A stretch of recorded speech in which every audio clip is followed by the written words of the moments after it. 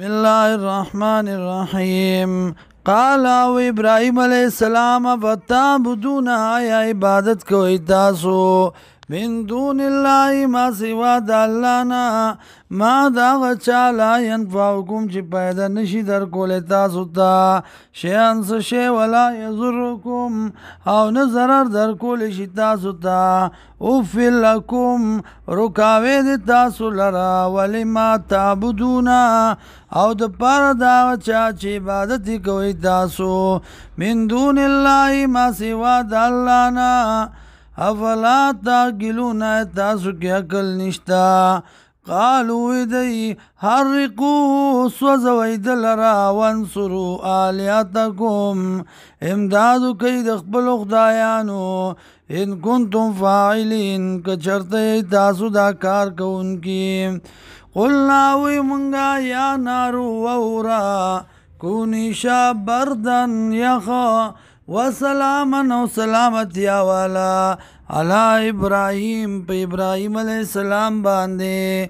وارادو بی کیدن او اراده وکړه دی په د سره د چل جوړولو فجعلناهم الاخسرین وګرځول مونږ دی لرا د تاوانیانو نه ونجیناه خلاص کړو مونږه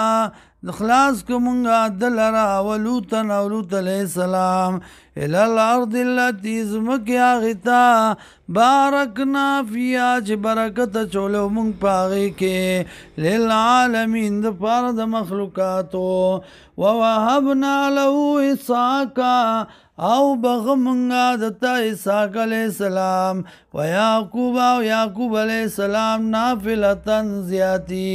وکلن جعلنا صالحین او هر یو ګرځولو مونږه د نیکانو نه وجعلناهم او ګرځولو مونږ دی لرا ائمه مشران د دینا یادونا بامرنا چې دعوت به ورکاو د کار زمونږه واوحینا ویوکړه مونږه الیم دیتا فعل الخیرات د کولو د نیکای و اقام الصلاة او د کای مولو د منځ و ایتاء الزکات او د ور کولو د زکات وکانو لنا عابدین او د منګ لرا عبادت کوونکی.